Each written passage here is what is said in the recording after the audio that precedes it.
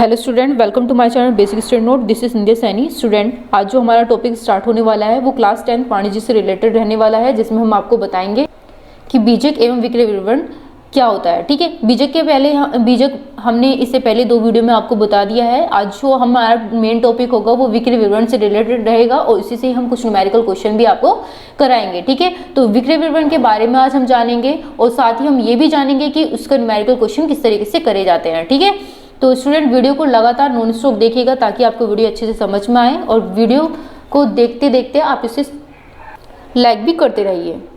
विक्रय विवरण होता क्या है? बहुत से व्यापारी अपने माल की बिक्री बढ़ाने के उद्देश्य से विभिन्न स्थानों पर अपना एक एजेंट नियुक्त कर लेते हैं। इन एजेंटों को उनके द्वारा विक्रय किए जाने पर वाले माल पर कमीशन दिया जाता है। यह एक एजेंट अपने द्वारा विक्रय पर किए गए माल का विवरण एक हिसाब या लेखा बना करके समय समय पर अपने प्रधान को भेजता रहता है। ठीक है स्टूडेंट, यानी कि अपनी बिक्री को बढ़ाने के लिए वो अपने स्थान को एक से एक जगह पर यानी कि अपने एजेंट को भेजता है ताकि उसका माल अधिक से अधिक बिक सके।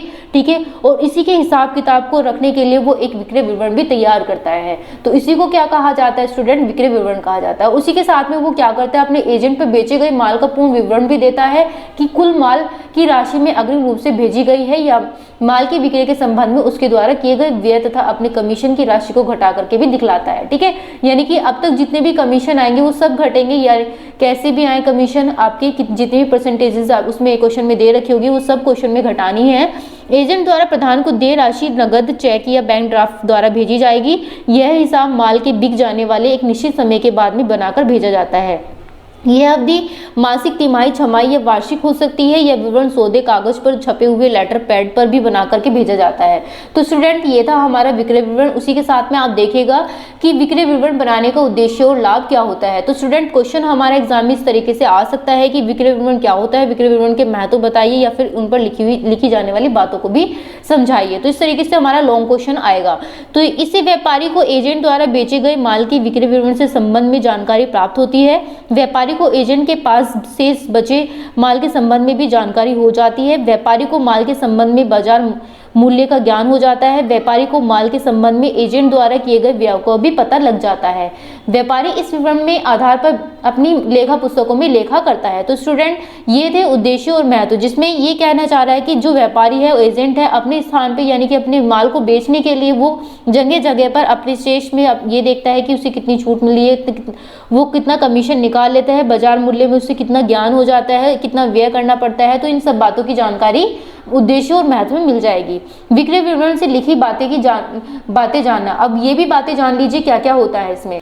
सबसे पहले आता है स्टूडेंट माल बेचने वाले एजेंट का नाम व पता, विक्रय विवरण बनाए जाने की तिथि, माल भेजने वाले अर्थात प्रधान का नाम, विक्रय किए गए माल का विवरण जैसे वस्तु का नाम, किस्म, मात्रा, दर व मूल्य, ग्राहकों को दिया गया व्यापारिक बट्टा या छूट, माल की बिक्री के संबंध में चुकाए गए व्यय, प्रधान की ओर से किए गए व्यय, एजेंट का कमीशन, प्रधान के देय शुद्ध राशि, धनराशि भेजने का ढंग, भूल चूक लेनी देनी, एजेंट के हस्ताक्षर। ये सब आपको विक्रय विवरण जब आप न्यूमेरिकल क्वेश्चन करेंगे, ठीक है, आपको सब अच्छे से समझ में आ जाएंगे क्योंकि ये कहाँ कहाँ यूज होने हैं ये मैं आपको बताऊंगी।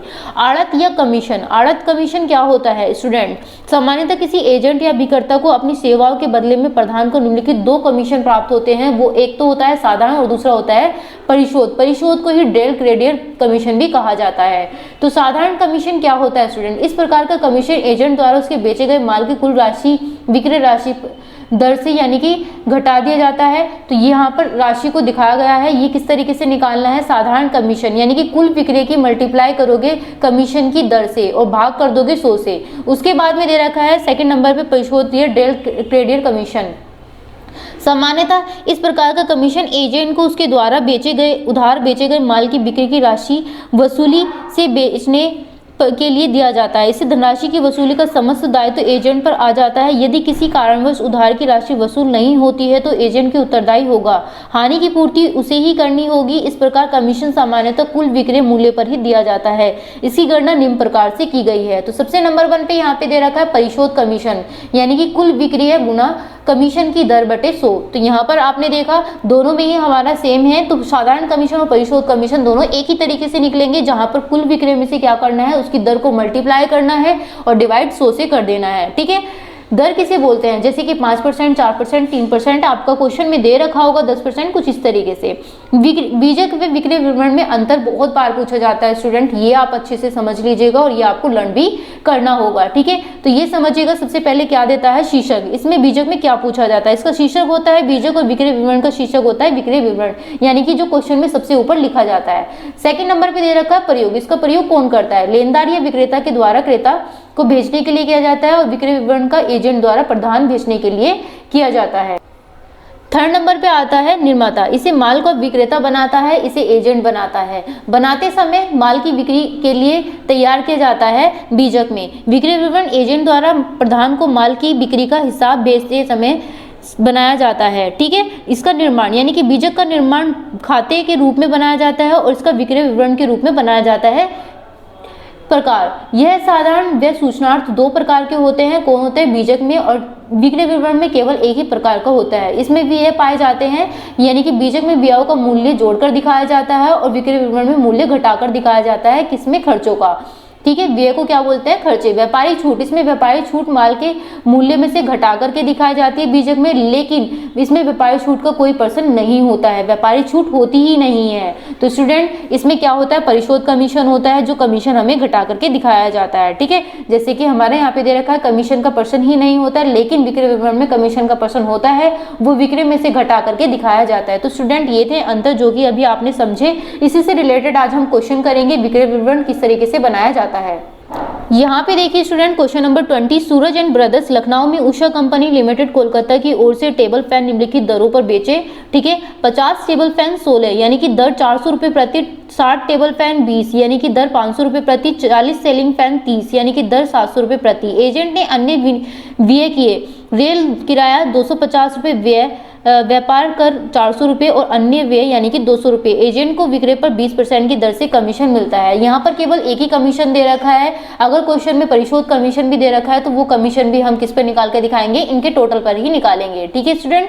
जो विक्रय हमारा दे रखा है तो विक्रय की जितनी भी राशि होती है उन सबको जोड़ दो, जोड़ने के बाद में जितने भी कमीशन हमसे पूछे जाते हैं वो सब हम उस पर निकाल देंगे, लेकिन उसके बाद में हम क्या करेंगे, इन कमीशन को हम उस राशि में से दिखाएंगे जितना भी हमने विक्रय किया है, ठीक है, और व्यय को भी हम उसमें से ही घटाएंगे।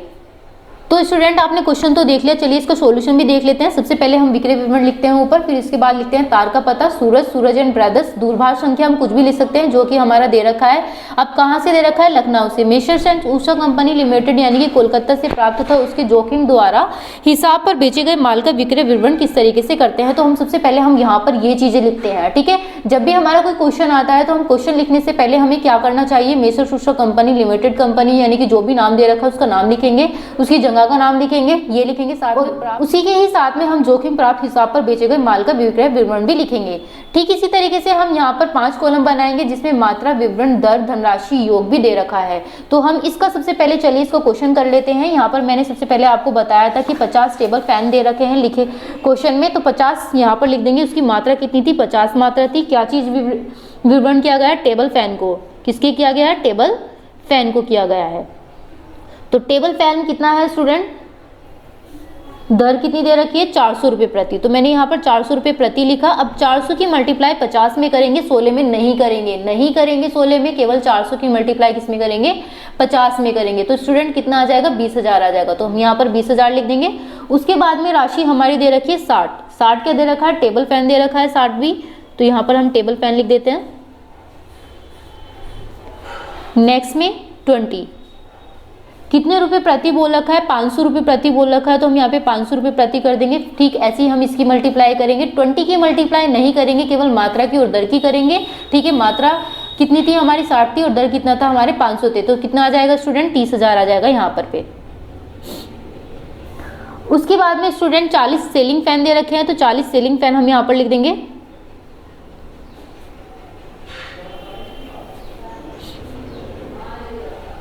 कितने रुपए दर बोल रखा है, 700 रुपये प्रति दर दे रखा है। तो 700 की मल्टीप्लाई केवल 40 में करेंगे, ना कि 30 में करेंगे। तो कर देते हैं इसकी, कितना आता है, 28,000 आता है। उसके बाद में स्टूडेंट हम इसका टोटल करेंगे, और जो टोटल करेंगे वो कहाँ पर लिखेंगे, वो योग में लिखेंगे। ठीक है स्टूडेंट, तो 20,000 30,000 कितने हुए हमारे, 50,000 28,000 यानी कि 78,000 हमारे यहाँ पर आ गए हैं। उसके बाद में स्टूडेंट हम लिखेंगे घटाओ व्यय, यानी कि घटाएंगे अब हम व्यय को। तो व्यय क्या क्या दे रखे हैं स्टूडेंट, हमारा रेल किराया दे रखा है, हम यहाँ पे रेल किराया लिख देते हैं। कितने रुपए प्रति बोल रखा है, 250, ये धनराशि में लिखेंगे। उसके बाद व्यापार कर दे रखा है,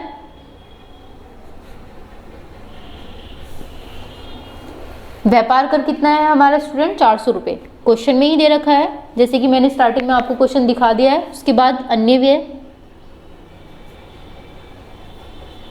अन्य व्यय कितने दे रखे हैं, 200 रुपये, यहाँ पर लिख दिया। उसके बाद स्टूडेंट हम यहाँ पर कमीशन भी घटा करके दिखाएंगे, तो ये मैंने यहाँ पर कमीशन लिखा।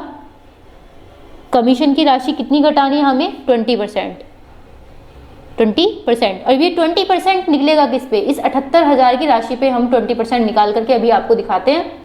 यहाँ पे देखिएगा स्टूडेंट, 78,000 कितना परसेंट निकालना है इसका, 20% निकालना है। 20% हम यहाँ पर निकालेंगे तो कितना निकल के आया स्टूडेंट हमारा, 15,600। तो ये 15,600 हमने यहाँ पर लिख दिए हैं। अब हम क्या करेंगे, 250 की, 400 की, 200 की, 15,600 को, इन सबको ऐड करके, ऐड करने के बाद में हम कहाँ पर लिखेंगे स्टूडेंट, यहाँ पर योग में लिखेंगे।